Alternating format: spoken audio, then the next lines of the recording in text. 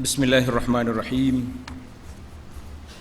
Alhamdulillahi rabbil alamin, wassalatu wassalamu ala rasuli rabbil alamin, nabiyina wa habibina wa qudwatina Muhammad ibn Abdillah wa ala alihi wa sahbihi wa man sar ala nahjihi wa ihtada bihadihi wa istanna bisunnati ila yaumiddin. Amma ba'd. Alhamdulillah, pada malam Jumaat yang berbahagia, yang mulia, kita dapat meneruskan pengajian kita dalam kitab Hadis Arba'in, Hadis 40, yang kita ambil syarah dia dalam kitab nama Al-Wafi. Kitab ni nama Al-Wafi fi Syarhil Arba'in An-Nawawiyah. Kitab Al-Wafi syarah kepada Hadis 40, di mana syarah ini disyarahkan oleh ulama Syam, ulama negara Syria, yang banyak kitab-kitab dia yang lain yang berkait dengan hadis. Alhamdulillah. Hadis kita pada kali ini iaitulah hadis yang kelima. Hadis yang kelima daripada hadis 40. Tajuk dianya Ibtalul Munkarati wal Bid'ah. Ibtal al-munkarat wal bid'ah.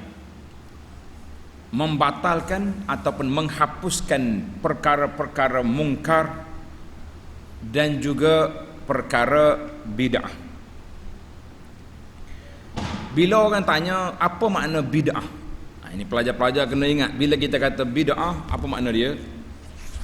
Jadi bid'ah tu kalau kita ambil dari sudut bahasa lain, maknanya benda yang baru, susunan baru, itu dia panggil benda bahasa. Tapi kalau kita kata dalam agama yang dilarang itu iaitulah mereka-reka mencipta ibadat-ibadat yang tidak dianjurkan oleh syarak. Itu dia panggil bid'ah, maknanya buat satu rekaan dalam ibadat ini yang tidak diambil daripada syarak, maka itu dia panggil bid'ah. Bid'ah ni satu perkara yang berbahaya kepada agama. Sebab apa? Sebab dia menokok tambah mereka amalan-amalan yang tidak dibawa, diajar oleh Nabi sallallahu alaihi wasallam, maka itu nama dia bid'ah. Kita tengok hadis, kemudian kita pergi kepada huraian berdasarkan pada kitab Al-Wafi. An Ummil Mu'minin Ummi Abdillah Aisyah radhiyallahu anha wa an abiha qalat, qala Rasulullah sallallahu alaihi wasallam, man ahdatha fi amrina hadza ma laysa minhu fahuwa raddun. Maksudnya daripada Ummul Mukminin Aisyah. Gelaran dia Ummu Abdillah. Aisyah ni, untuk maklumat para jemaah sekalian, dia tidak ada anak. Dia kahwin dengan Nabi sallallahu alaihi wasallam, dia tak dapat anak. Tapi dia duduk manja dengan anak saudara dia Abdullah ibn Zubair, anak kakak dia Asma. Jadi orang penggelar dia Ummu Abdillah, Ummu Abdullah. Dan kalau kita tak ada anak pun nak buat gelaran, boleh je. Itu sudah menjadi budaya masyarakat Arab. Dia bagi gelaran abu-abu kepada siapa-siapa. Kata dia Aisyah, sabda Nabi sallallahu alaihi wasallam, man ahdatha fi amrina hadza, sesiapa yang mengadakan pembaharuan, tokok tambah dalam urusan kami, yakni agama, yang bukan bersumber darinya, tak ada daripada agama, dia buat reka-reka yang bukan dari sunnah Nabi sallallahu alaihi wasallam, fahuwa raddun, maka ianya tertolak, tidak diterima. Itu makna tertolak, makna tidak diterima. Hadis ini diriwayat oleh Imam Bukhari dan Muslim.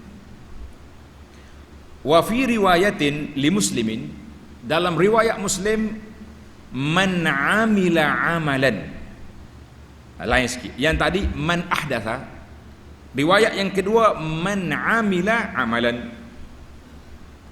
laisa alaihi amruna fahuwa raddun. Sesiapa yang beramal buat amalan dengan amalan yang bukan daripada ajaran kami, bukan dari sunnah Nabi sallallahu alaihi wasallam, maka amalan itu tertolak, tidak diterima. Jadi dalam hadis ini Imam Nawawi bawa dua riwayat. Satu riwayat man ahdatha, satu lagi riwayat man amila. Dua riwayat ini penting di dalam kita memahami konteks perbincangan tentang mengada-ngadakan ibadat yang tidak disyariatkan ini. Baik, Tuan Syekh akan hurai nanti. Kita pergi kepada penjelasan. Hadis ini riwayat Muslim. Hadis yang ini diriwayat oleh Imam Bukhari, Imam Muslim, Abu Daud, Ibnu Majah dan lain. Itu dia panggil takhrij al-hadis. Jelaslah pada kita hadis sahih. Kita pergi kepada ahamiyatul hadis, kepentingan hadis. Apa kedudukan hadis ini di dalam agama? Kedudukan hadis ini dalam agama. Hadzal hadis aslun azimun min usulil Islam. Hadis ini adalah merupakan usul, asas yang penting daripada asas-asas agama Islam. Sebagaimana hadis yang kita baca, hadis yang pertama dulu, innamal a'malu binniyat. Sesungguhnya amalan-amalan itu adalah dengan niat. Amalan dengan niat itu yang batin. Maknanya dari sudut amalan ikhlas, tidak ikhlas, tak ada orang nampak. Itu adalah hati kita. Tapi hadis ini adalah menjadi timbang tara, menjadi mizan, neraca timbangan. Timbang tara itu maksudnya neraca timbangan. Meneraca timbangan bagi amalan-amalan yang bersangkutan dengan hal ehwal batin, yang mana yang innamal a'malu binniyat. Maka setiap amalan yang dilakukan bukannya untuk memperoleh keredaan Allah, dia buat kerana ria, kerana nak tunjuk orang, kerana sombong, maka si pelakunya tidak memperolehi apa-apa ganjaran. Na'udzubillah, orang ni buat amalan tapi ria, kosong, tak ada apa. Begitu juga dengan hadis ini. Tanda pelajar, hadis ini, hadis man ahdasa fi amina, man amila amalan laisa alaihi amruna fahuwa raddun, ini adalah merupakan mizan, neraca timbangan, parameter bagi amalan-amalan pada zahirnya. Hak zahir kita tengok, orang ni buat ni ikut sunnah Nabi ke tidak? Tak ikut sunnah, reject. Itu ya cara. Yang niat tak ada siapa boleh kesan, tidak ada alat pengesan. Kalau ada alat pengesan senang tak? Macam kita alat tes suhu tu. Sudah solat lalu kot ni. Seret naik. Ikhlas dia 20% ya. Penat kita dah. Ikhlas dia 100%. Tak ada siapa boleh kesan. Allah Ta'ala saja Maha mengetahui. Tapi hadis yang zahir ini kita nampak. Dia solat pelik. Dia zikir pun pelik-pelik, melompat-lompat, breakdown dia punya zikir pun ada. Maka gitu kita nampak. Ini tidak ikut sunnah. Maka setiap amalan yang bukannya bersumber daripada perintah Allah dan bukan dari sunnah Nabi sallallahu alaihi wasallam, maka ia dipulangkan, yakni tertolak kembali kepada orang yang mengamalkannya. Mu buat, ambil kamu lah. Allah Ta'ala tak mau terima ini. Dan setiap orang yang mengadakan pembaharuan dalam urusan agama dengan perkara yang tidak diizinkan oleh Allah Azza wa Jalla dan juga tidak mengikut sunnah Nabi sallallahu alaihi wasallam, maka ia tidak mempunyai kedudukan apa-apa pun di dalam agama. Nak kata kedudukan apa? Benda apa ni tidak menyalahi sunnah. Al-Imam Nawawi rahimahullahu taala berkata, hadzal hadis yanbaghi hifzuhu wa ishaduhu fi ibtalil munkarat. Ini menarik. Hadis ini tidak bahasa lama juga apa ni? Penterjemah ni baru. Hadis ini mesti sepatutnya dihafal, diingati dan dijadikan saksi dalam memusnahkan, membatalkan segala kemungkaran. Kita tengok orang buat benda mungkar, kita letak di atas parameter sunnah. Bertepatan, kita ambil. Tak tepat, reject. Itu je mudah. Wa qala Syekh Ibnu Hajar Al-Haytami Al-Makki, ini ulama besar dalam Syafi'i, dia kata huwa qa'idatun min qawaidil Islam. Hadis ini adalah merupakan satu kaedah, prinsip daripada kaedah agama Islam, dan ianya mengandungi manfaat yang paling umum daripada apa yang dipahami daripada lafaznya. Kerana itu ia merupakan suatu muqaddimah yang menyeluruh bagi setiap dalil yang menghasilkan hukum syarak. Jadi setiap orang nak istintaj, nak mengeluarkan hukum syarak, dia tengok ni, letak atas timbangan sunnah. Tepat, jalan. Tak tepat, hapuskan. Itu kaedah. Itu kata Al-Imam Ibnu Hajar. Kerana itu Ibnu Hajar sendiri, dia tulis sebuah kitab, 2 jilid kitab ni. Nama dia Az-Zawajir an Iqtirafil Kabair. Jerkahan, kalau kita nak terjemah harfi, ataupun kita kata larangan keras daripada melakukan perkara-perkara yang membawa mengundangkan dosa besar. Ibnu Hajar. Baik, lughatul hadis, bahasa hadis ni Nabi kata man ahdatha, sesiapa yang mengadakan pembaharuan, iaitu mengadakan, menciptakan daripada dirinya dan hawa nafsunya sendiri. Ini tak boleh, dalam ibadat tak boleh. Dalam bab kerja buat, silakan. Fi amrina, dalam urusan kami, iaitulah agama kami dan syariat kami yang diradai oleh Allah Azza wa Jalla ke atas diri kita. Ma laisa minhu, yang bukan darinya, iaitu apa sahaja yang menafikannya atau bertentangan dengannya, ia tidak dipersaksikan oleh sesuatu daripada kaedah-kaedah agama dan dalil-dalilnya yang umum, maka dia tertolak. Fahuwa raddun, maka ia ditolak, yakni tidak diterima daripada si pelakunya lantaran kebatilannya. Itu istilah.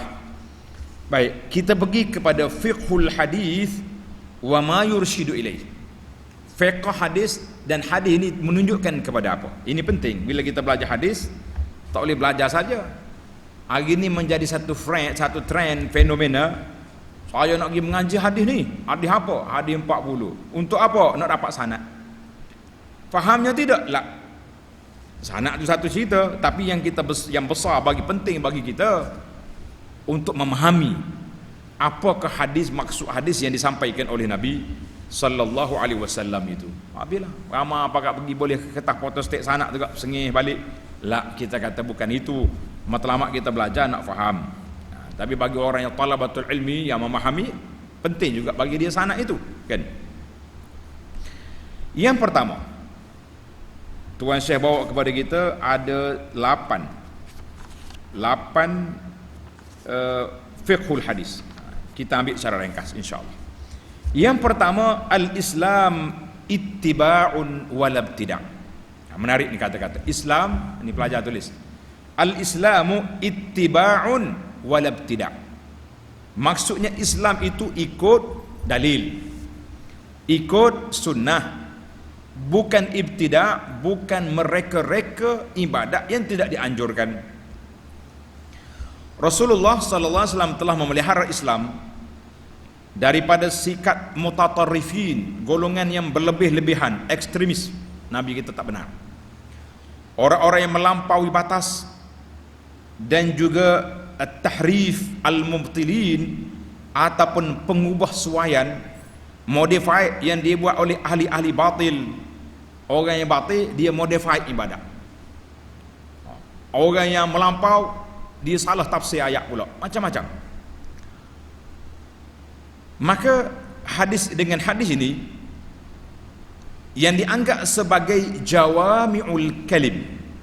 Ini pelajar tanda jawami'ul kalim, yakni perkataan yang pendek daripada Nabi sallallahu alaihi wasallam tetapi mempunyai maksud yang luas. Itu mukjizat Nabi. Kita ni bercakap panjang tak ada maksud atau benar.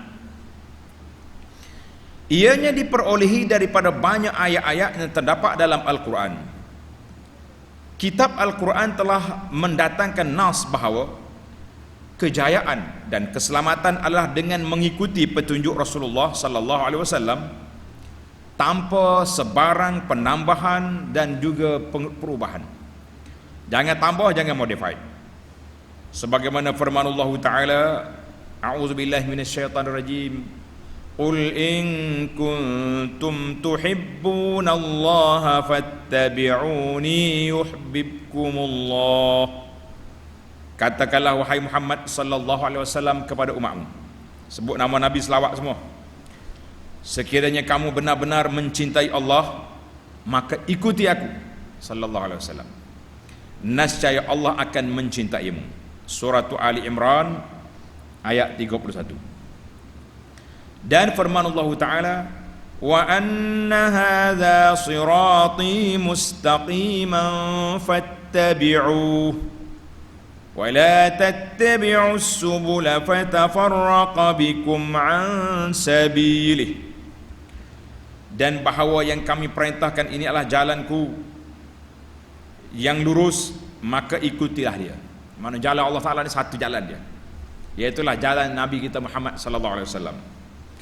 Janganlah kamu mengikuti jalan-jalan yang lain, macam-macam ideologi atas dunia, sosialis, apalagi banyak lagi, kapitalis, sosialis, kapitalis, nasionalis, tambah satu lagi, buka lagi, iblis, itu buka ini. Maknanya banyak list-list ni. Tapi sirat, Allah Ta'ala naknya sirati mustaqiman, iaitulah sirat jalan Nabi sallallahu alaihi wasallam, satu je. Maka jangan kamu mengikuti jalan-jalan yang lain, kerana jalan-jalan itu mencerai-beraikan kamu dari jalan yang benar. Suratul An'am ayat 153. Imam Muslim telah meriwayatkan dalam kitab sahihnya bahawa Rasulullah sallallahu alaihi wasallam bersabda dalam khutbahnya, dia panggil khutbatul hajah, khairul hadithi kitabullah wa khairul hadi hadi Muhammadin sallallahu alaihi wasallam wa syarrul umuri muhdatsatuha wa kullu bid'atin dalalah wa syarrul umuri muhdatsatuha wa kullu bid'atin dalalah. Rawahu.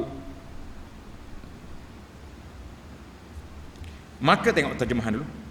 Maka sebaik-baik bicara, sebaik-baik ucapan, kata-kata adalah kitabullah. Ini yang terbaik, Quran.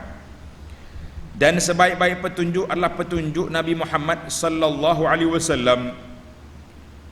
Maka seburuk-buruk urusan adalah urusan-urusan yang diada-adakan, yang diciptakan dalam setiap perkara yang diada-adakan dalam beragama. Dan setiap yang diadakan itu adalah bid'ah. Setiap perkara bid'ah adalah dalal, sesat. Cuma para ulama duduk bahas ini ni, adakah kullu tu lapak umum dan sebagainya. Kita kata kalau Nabi sebut kullu, kita sebutlah kullu. Cuma kita nak tak kategori pula bagaimana nak jadikan bid'ah itu dibincang oleh para ulama Islam. Dalam riwayat Al-Baihaqi ada tambahan lagi, wa kullu dhalalatin finnar, dan setiap kesesatan itu adalah dalam neraka lah tempatnya, wal iyazubillah. Ini kena ingatlah, mana wa kullu dhalalatin finnar itu tambahan daripada Al-Baihaqi mengikut kajian pengarang kitab kita ni. Baik, isu yang pertama sudah jelas kepada kita bahawa agama ini ittiba' wal ibtida'. Agama ni ikut, jangan reka. Kita pergi kepada fiqh yang kedua, al-a'mal al-mardudah, amalan-amalan yang tertolak. Apakah amalan yang ditolak? Hadis ini adalah merupakan suatu nas yang jelas bagi setiap amalan yang bukan berasal daripada syarak, bahawa ia tertolak dalam agama. Kita kena ingatlah, isu kita ni isu dalam agama. Dalam bab kehidupan, kamu nak reka cerita, nak reka kapal terbang, tak ada siapa larang. Daripada makna hadis ini, ia menunjukkan amalan-amalan yang dilakukan adalah terikat dengan hukum hakam syariat dan penghukumannya. sebagaimana perbuatan-perbuatan orang-orang yang mukallaf yang disebut dalam kitab Allah dan sunnah Rasulullah sallallahu alaihi wasallam, yang terdiri daripada perintah-perintah dan larangan-larangannya. Kesesatan pula adalah mengeluarkan semua amalan-amalan sahih, amalan-amalan soleh di sisi hukum syarak, kerana kesesatan itu tidak mempunyai ikatan dengan syariat Allah Azza wa Jalla. Maka kerana itu adalah menjadi tanggungjawab setiap orang Muslim menghukum bahawa setiap amalan yang bukannya berpunca daripada syariat Allah sebagai batil dan tertolak, ianya terbahagi kepada dua. Satu, yang pertama dia panggil ibadat, yang kedua muamalat. Dalam kerja buat kita ni ada dua perkara, satu ibadat, satu lagi muamalat. Kita tengok mana yang dilarang dan mana yang dibenarkan. Kita pergi kepada yang pertama, al-ibadat. Ibadat. Apa sahaja ibadat yang terkeluar daripada hukum Allah Subhanahu wa taala dan Rasulnya secara keseluruhannya, maka ia adalah tertolak dan dikembalikan kepada si pelakunya, mana Tuhan tak terima. Ianya termasuk dalam firman Allah Ta'ala, am lahum syuraka'u syara'u lahum minad dini ma lam ya'zam bihillah. Patutkah mereka mempunyai sekutu-sekutu yang menentukan mana-mana bahagian daripada agama mereka sebarang undang-undang yang tidak diizinkan oleh Allah. Surah Asy-Syura ayat 21. Maknanya macam kita sekarang lah, kita nak menentukan halal haram, boleh ke tak boleh, kita serahkan kepada Suruhanjaya orang putih yang menggubalkan undang-undang. Maka itu tidak boleh. Undang-undang syariat sudah ada, hukuman jenayah ada, hukuman muamalah ada, tapi kenapa kita pergi ambil orang kafir? Ini yang sempurna dengan itu ialah bertakarrub atau mendekatkan diri kepada Allah Subhanahu wa taala dengan mendengar kepada nyanyian. Ni ada setengah orang ni, tanda sini. Orang ni dia kata kita nak beribadat dengan nyanyi-nyanyi, dengan lagu-lagu. Ada ke tak ada orang yang beribadat dengan nyanyi? Ada. Sekarang ni sudah ada. Wak masuk gendang besar dalam masjid, gedebong, les taqarrub ilallah, cinta Nabi. Kita kata pernah dibuat oleh Rasulullah? Tidak. Pernah dibuat oleh Sayyidina Abu Bakar, Umar, dua menantu Nabi pernah buat lepas Nabi wafat? Osman dengan Ali buat? Tak buat. Habis kenapa kita buat? Sayyidina Ali pernah buat? Tak juga. Habis kenapa awak buat? Nak mendekatkan diri kepada Allah. Kita kata la, ini satu rekaan. Ingat baik, dalam kitab kata yataqarrabu ilallah bi sama'il aghani au birraqs, dengan berjoget, menari. Sekarang ini sudah ada. Oh, nak selawat pusing-pusing, biuk pusing dah. Oh, nak zikir melompat, ada. Macam-macam cara zikir hari ni. Ini pelik, cabut piuh pun ada. Zikir tercabut serban ada. Kuat memang. Maknanya ibadat dengan menyanyi, ibadat dengan menari-nari, atau dengan memandang kepada wajah-wajah wanita. Oh, dia beribadat. Oh, ni oleh kerana wanita ni comel, ini bayangan ahli syurga. Masya Allah, senang-senang dia tengok bini orang. Atau dengan membuka kepala selain daripada waktu ihram. Oh, dia panggil apa ni? Sekarang ni orang buka kepala belakang dah, jangan kira tu. Mana kita buka kepala ni moden ya. Maksudnya buka kepala ni beribadat, tak mau pakai kepiah. Macam orang pakai ihram kan? Ibadat tu, tak pakai kepiah tu. Atau apa-apa saja yang menyerupai demikian daripada perkara-perkara yang diada-adakan oleh manusia, maka itu salah. Mereka itu adalah orang-orang yang dibutakan oleh Allah Azza wa Jalla. Mereka itu adalah orang-orang yang dibutakan oleh Allah Ta'ala akan penglihatan mereka daripada mengikuti jalan yang benar, lalu mereka mengikuti jalan-jalan syaitan. Na'udzubillah, pergi ikut jalan syaitan, beribadat dengan benda-benda pelik-pelik kan. Allahu Akbar.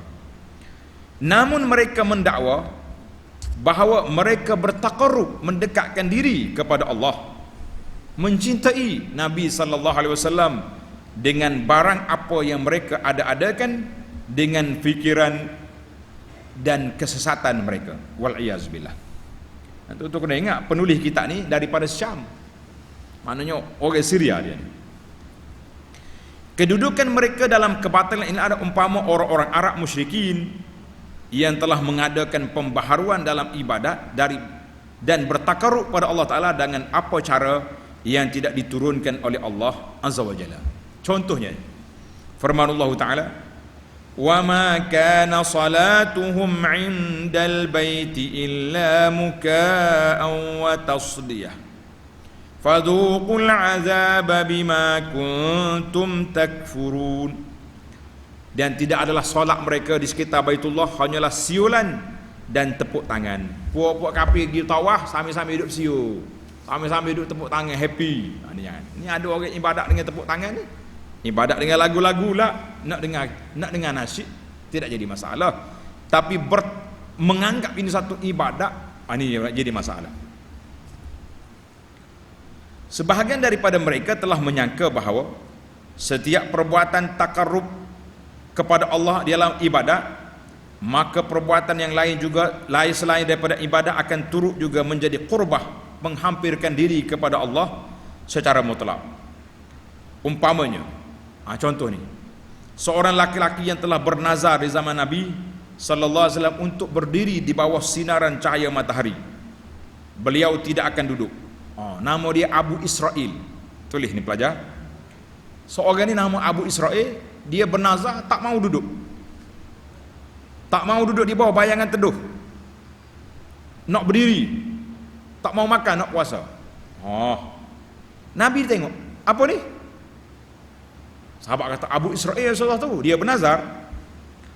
Maka Nabi sallallahu alaihi wasallam memerintahkan an yaq'uda wa yastazilla wa an yutimma shawm. Nabi kata duduk. Cari tempat teduh. Dia nazar puasa, teruskan. Sebab itu je yang ibadahnya. Hak lain-lain itu rekaan. Jangan. Ini benar. Di dalam kitab-kitab fiqh terdapat penerangan dan penjelasan mengenai hukum-hukum ibadat dalam agama Islam, di mana ibadat-ibadat yang dilakukan dengan mengada-ngadakan penambahan atau pengurangan daripada apa yang telah ditetapkan oleh Allah adalah ditolak dan dibatalkan oleh hukum hakam tersebut. Sebab kita ada neraca timbangan kita, iaitulah hadis Nabi sallallahu alaihi wasallam. Jangan main kita ada neraca timbangan. Tak boleh nak timbang ni penat kita. Baik, itu dalam bab ibadat. Kita berpindah kepada wa amma al-muamalat. Dalam perkara muamalat macam mana? Adapun dalam aspek muamalat seperti akad dan pembatalan akad jual beli, maka apa sahaja yang bertentangan dengan syarat secara keseluruhannya, maka ia batal dan tertolak. Dalil bagi yang demikian adalah apa yang telah terjadi di zaman Nabi sallallahu alaihi wasallam. Dengar contoh dia ni. Seorang telah datang menemui Nabi sallallahu alaihi wasallam dan bertanya bahawa beliau ingin mengubah hukuman had zina yang telah dimaklumi akan hukumannya kepada pembayaran. Maknanya hukuman sebab atau hukuman rejam dia tak mau, dia nak pergi bayar pampasan dalam bentuk wang dan harta benda. Maka Nabi sallallahu alaihi wasallam telah menolak akan perkara itu ketika itu juga dan membatalkan apa yang dikemukakan oleh laki-laki tersebut. Nabi kata ambil balik barangmu. Hukum Allah Taala lain. Telah diriwayatkan oleh Imam Bukhari dan Muslim bahawa Rasulullah sallallahu alaihi wasallam telah didatangi oleh seorang yang bertanya tentang sesuatu. Laki-laki itu berkata, "Inna bni kana asifan." Ila akhir hadis. Dia kata anak saya ni bekerja sebagai orang upahan, koli dengan tuan ni. Kemudian anak dia berzina dengan isteri toke. La haula wala quwata illa billah. Maka saya datang untuk menebus anakku ini dengan 100 ekor kambing dan seorang hamba. Nabi sallallahu alaihi wasallam telah bersabda, adapun 100 ekor kambing dan seorang hamba itu ambil balik, dipulangkan kepada kamu, dan anak kamu akan disebat 100 kali serta dibuang daerah selama setahun. Mana boleh tukar? Mana kalau kita nak tukar hukum Allah, tidak jadi. Ini contoh. Begitulah dalam suatu akad atau perjanjian yang telah dilarang oleh syarak, atau kedua-dua pihak yang mengadakan perjanjian itu melanggar sesuatu rukun daripada rukun-rukun yang telah ditetapkan oleh syarak, atau sesuatu syarat daripada syarat-syaratnya, dalam keadaan sedemikian akad itu adalah batil dan tertolak. Penjelasan yang demikian itu ada dalam kitab-kitab fiqh. Panjanglah kitab-kitab fiqh bahas dalam masalah ini. Syarat sah tak sah jual beli. Baik, kita berpindah kepada perkara yang ketiga, al-a'mal al-maqbulah. Amalan yang diterima. Macam mana pula konsep dia?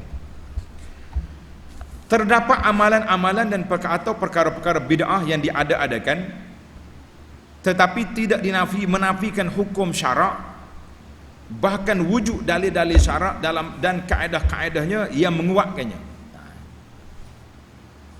Lantaran itu, amalan-amalan atau perkara-perkara yang diada-adakan ini tidak tertolak kepada si pelakunya, bahkan ia diterima dan dipuji.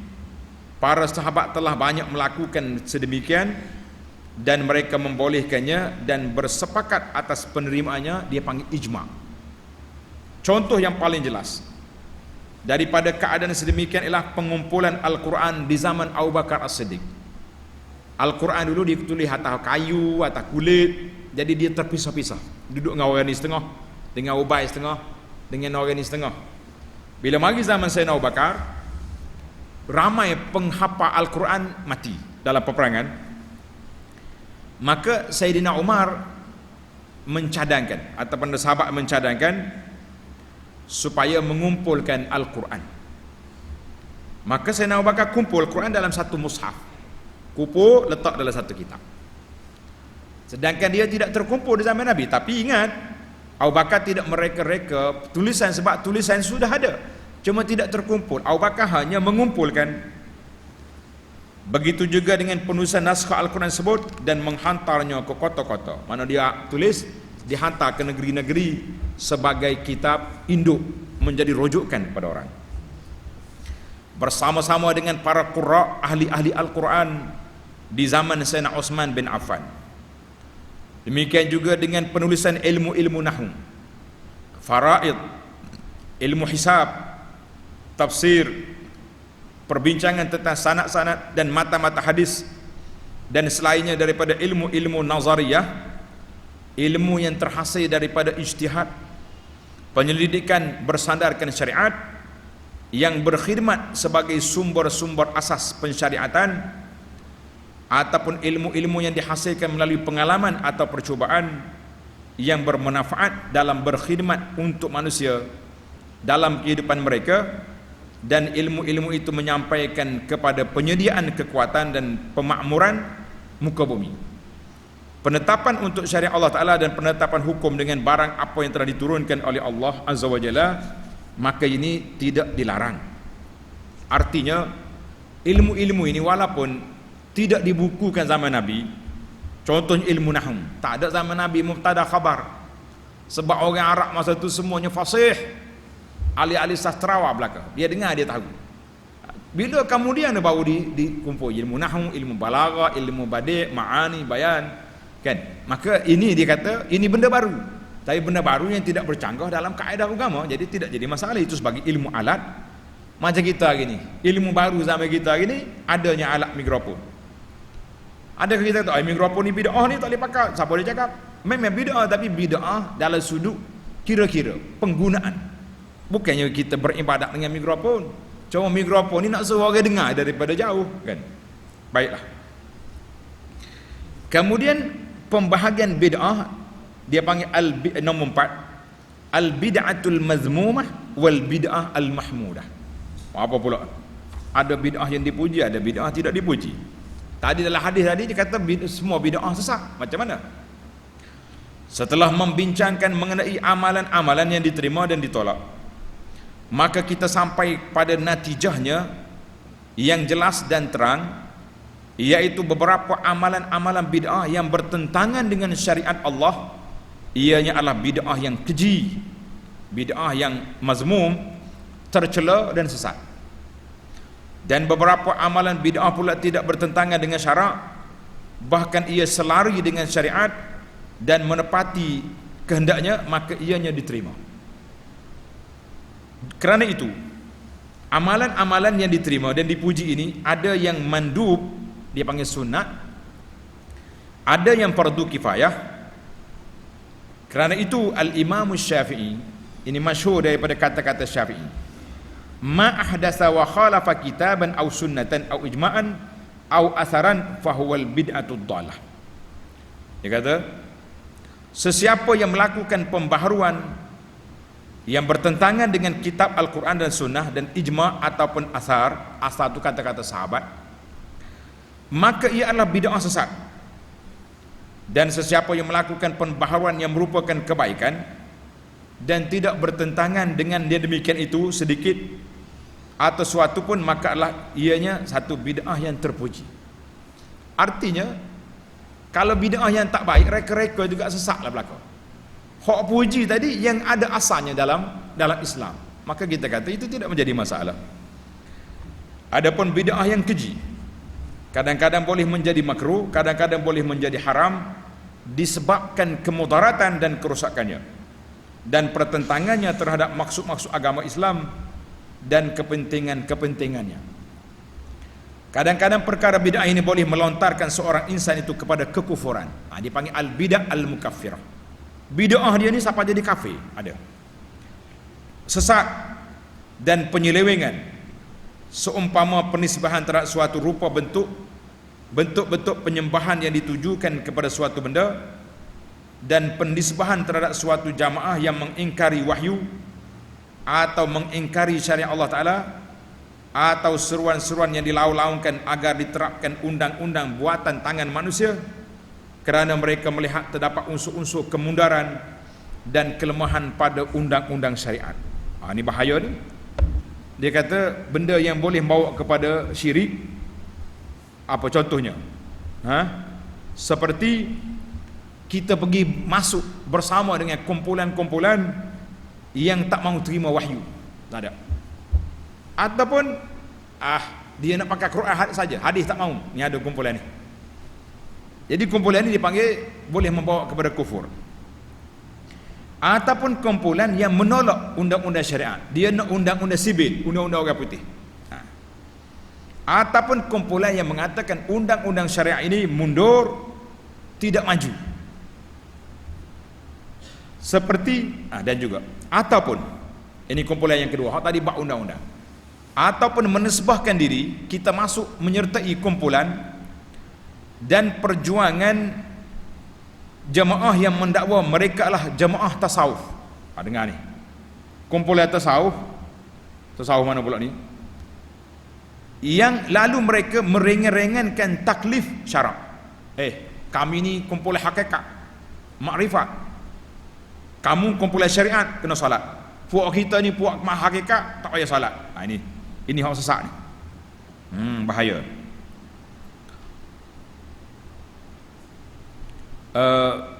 Tidak menghiraukan apa yang diharamkan oleh Allah dan apa yang dihalalkan oleh Allah, bahkan mereka melanggarinya, dan mereka memperkatakan tentang kesatuan dalam kewujudan. Dia panggil wahdatul wujud. Allah tu kita, kita tu Allah. Allah ada dalam poket dia Allah. Itu dia panggil wahdatul wujud. Bahaya ni. Dan hulul ni dia panggil boleh mencairkan dalam ni. Ini bahaya. Dan lain-lain lagi daripada hal ehwal dan perkataan-perkataan yang sesat dan kafir. Allah tu aku tu Tuhan. Ada perkataan macam ni. Maka ni semua ni bid'ah mukaffirah, bid'ah yang bawa kepada kesesatan. Jangan duk main-main.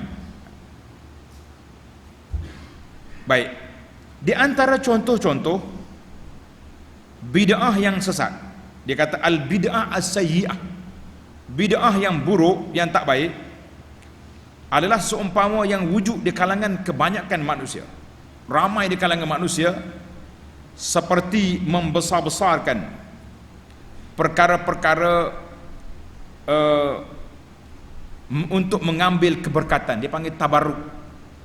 Kita pergi dekat kubur wali-wali, pakat tu gosok, ni berkat ni, teriak, dia panggil tanah dia apa berkat, pakat ambil tanah lah, macam-macam wali buat azimat. Ini semua benda. Jangan main-main. Ramai orang begini. Ada setengah tu nak masuk kubur wali, buka selipar dah ni, nak suruh kaki ni kena tanah. Hei, ada kumpulan pergi kubur Baqi', pergi ambil tanah kubur di Madinah, macam-macam ada.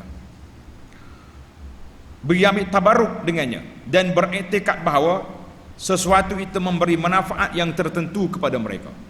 Tanah dia apa jangan main. Boleh tak dalam poket. Nak periksa SPN lancar molek jawapan. Seperti membesar-besarkan sungai. Lalu ke kuala sungai tu tabik mata air, pokok dan makam kubu-kubu wali-wali. Darih dipanggil dalam bahasa Arab kata darih. Telah sahih dalam riwayat bahawa pada suatu masa sahabat Nabi sallallahu alaihi wasallam telah melalui sebatang pokok sidr, pokok bidara yang terletak di jalan menuju ke Hunain. Hunain ni nak pergi ke nak ke Taif.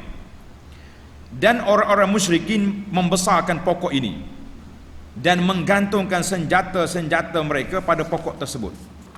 Orang kafir dulu, pokok jahiliyah dulu, bila lalu ke pokok ni dia akan berhenti, dia ambil pedang dia sangkut situ. Dia panggil Zatu Anwat. Zatu Anwat. Mana pokok ni nak ambil berkat, sangkut pedang. Jadi orang-orang yang baru masuk Islam tak faham lagi akidah. Dia kata apa? Para sahabat telah berkata kepada Rasulullah sallallahu alaihi wasallam, "Ya Rasulullah, ij'al lana zat anwat." Ya Rasulullah, jadikanlah bagi kami sesuatu yang boleh kami gantungkan senjata-senjata kami sebagaimana mereka itu gantung. Yang mempunyai sesuatu yang digantungkan kepadanya senjata mereka. Bila dengar lagu ni, Nabi kita marah. Rasulullah sallallahu alaihi wasallam terkejut. Allahu akbar. Hadza kama qala qaum Musa ij'al lana ilahan kama lahum aliha. Summa qala innakum qaumun tajhalun la tarkabanna sanan man kana qablakum. Bila Nabi dengar macam ni, terkejut dia, para sahabat. Kata-kata kamu ini adalah sebagaimana kata-kata Bani Israel kepada Nabi Musa. Bani Israel ini dia tengok orang semua lembu, dia nak juga. Musa, jadilah bagi kami Tuhan sebagaimana Tuhan penyembah lembu itu. Nak juga dia. Kemudian Nabi Musa berkata, sungguhnya kamu adalah kaum yang jahil. Maka Nabi kata apa sini? Latar kabanna sanan man kana qablakum. Sesungguhnya kamu akan mengikuti jalan orang-orang sebelum kamu. Maknanya Nabi kita ingat, mu ni tak habis lagi perangai jahiliah. Zaman kita ni, kalau orang kafir dulu dengan Zatu Anwar, zaman kita ni Zatu apa dia? Wali-wali keramat-keramat. Kan? Berat ni. Baru ni anak pergi ke sebuah negeri, naik bot pergi ke pulau. Dia panggil pulau besar. Kita. Kubur Tok Syekh ni panjang sini ke ujung tu. Kata orang apa ni? Dia kata dulu kecil je kubur ni. Sekarang ni makin besar sebab kita kuat zikir, kubur tu besar. Saya kata kubur lagi besar, tabung lagi besar. Rupanya nak minta tabung. Macam-macam ada. Ni sebut negeri kan dia orang marah. Dia panggil Datuk Kong. Tahu Datuk Kong? 7 orang wali katanya, orang baik-baik duduk di satu pulau. Habis jadi tempat pemujaan situ. Orang Islam pergi. Anak orang Melayu ni pakai tudung. Bawa anak kecil. Kenapa ni? Anak sakit nak mari minta dengan tok ayah. Kita kata tok ayah sudah mati, bawa hospital. Percaya dia benda-benda pelik-pelik. Orang kafir bukan Islam ada juga. Kita tanya dia, kenapa you datang sini? Dia kata this man power. Dia percaya juga kau bilang. Jadi Nabi kata la tarkabanna sanan mangkan, mu akan ikut perangai orang-orang dulu buat benda-benda macam ni. Ini bahaya, jangan duk main benda-benda pelik. Baiklah, kita ni panjang cerita. Kita habiskan hadis kita ini. Faedah yang kelima, riwayat Imam Muslim, man amila amalan laisa alaihi amruna fahuwa raddun. Hadis yang pertama tadi man ahdasa, siapa reka. Hadis yang kedua ni, siapa yang beramal dengan amalan yang bukan daripada agama kami, maka amalannya tertolak, tidak diterima. Bahawa ada beberapa golongan yang engkar dengan bandingan ini. Dia kata, tak apa kena ni. Mereka menolak hujah kita dengan hadis yang pertama dengan kata-kata man ahdasa, siapa reka. Dia kata kami tak reka, kami ikut je. Macam mana sedap juga dia tu. Maka kita pun meriwayatkan kepada mereka dengan hadis ini. Nabi kata man amila, siapa dia buat, mu tak reka tapi mu buat, sama juga, tertolak belakangnya. Maka ini kita kena faham kenapa dua hadis ni diletak satu tempat. Imam Nawawi bawa dua riwayat, dua lafaz nak menunjukkan walaupun kita tidak reka, kita hanya terima orang reka, tapi amalan itu ditolak juga kalau amalan itu tidak bertepatan dengan sunnah Nabi sallallahu alaihi wasallam. Baiklah para jemaah sekalian, yang keenam, masalah bid'ah. Di dalam hadis bahawa sesiapa yang melakukan bid'ah dalam agama yang tidak menepati syarak, maka dosa adalah ditanggung kepadanya dan amalannya tertolak, dan sesungguhnya beliau berhak menerima ancaman yang telah dikhabarkan mengenai pelaku bid'ah yang sesat. Panjang sebenarnya cerita ni, kita ambil dalam masa lain lah. Masa hadis ni cukup dengan saya baca kepada kita Al-Wafi ni dulu.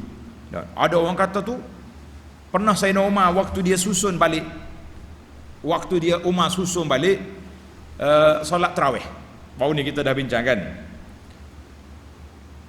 Waktu dulu Nabi SAW solat tarawih, solat qiyam Ramadan beberapa malam dengan sahabat. Kemudian Nabi tinggalkan kerana bimbang, takut apa? Takut difardukan. Zaman Sayyidina Abu Bakar 2 tahun tu gitulah, masing-masing solat tarawih. Mari Sayyidina Umar tak puas hati. Dia tengok sini 4-5 orang solat tarawih, sini 4-5 orang. Umar kata, kalau kita satukan tarawih kan lagi menarik. Maka Sayyidina Umar lantik Ubay bin Ka'ab qari, seorang sahabat yang qari, lantik jadi imam. Umar satukan jemaah supaya solat tarawih satu. Maka disitulah kata Sayyidina Umar, ni'matul bid'atu hadhihi, sebaik-baik bid'ah, mana sebaik-baik susunan yang kita susun ni. Tapi Umar kata walladzina yana, siapa dia tidur awal malam bangun tahajud di akhir, lebih baik daripada puak ni. Maka di sini kata ulama, bukan bid'ah Umar reka ibadat, Umar menyusun. Maka makna bid'ah itu dalam sudut bahasanya, bid'ah dari sudut bahasa dengan makna rekaan susunan baru. Sebab tarawih sudah ada zaman Nabi, bukan tak ada. Maka kita tak boleh kata Umar buat bid'ah juga lah. Maka itu kita kena panjanglah perbahasan di sini. Yang penting bagi kita tengok yang ketujuh, larangan.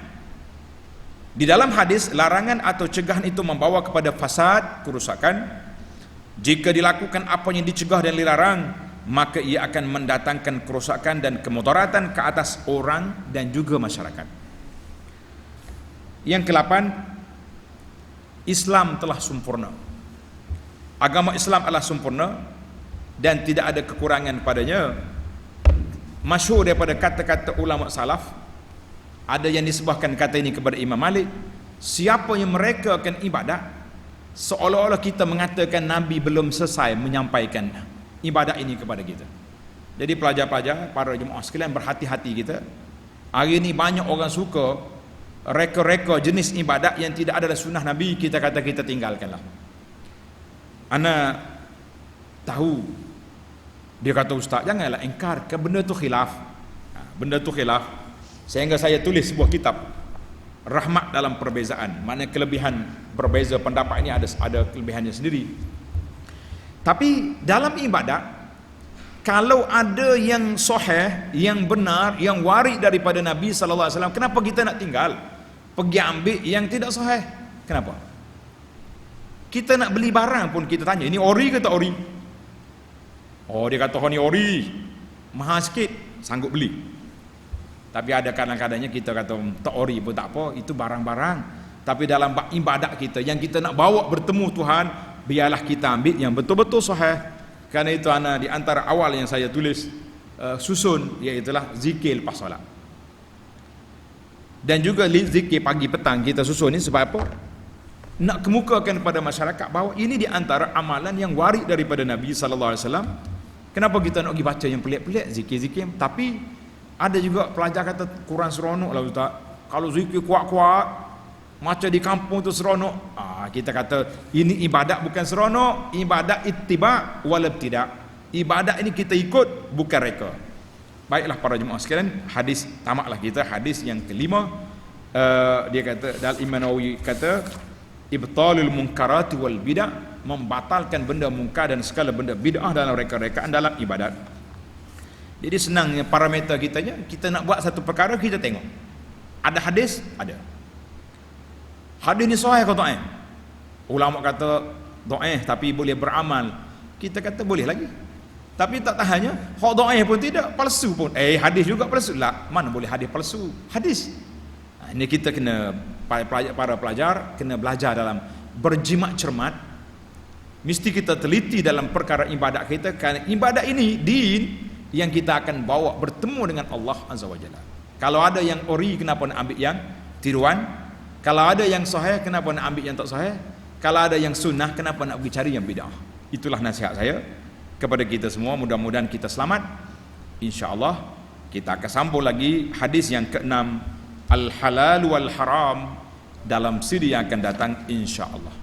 Subhanakallahumma wa bihamdika, asyhadu an la ilaha illa anta, astaghfiruka wa atubu ilaih. Wa sallallahu ala nabiyyina Muhammad wa ala alihi wa sahbihi ajma'in, walhamdulillahi rabbil alamin. Wassalamu alaikum warahmatullahi wabarakatuh.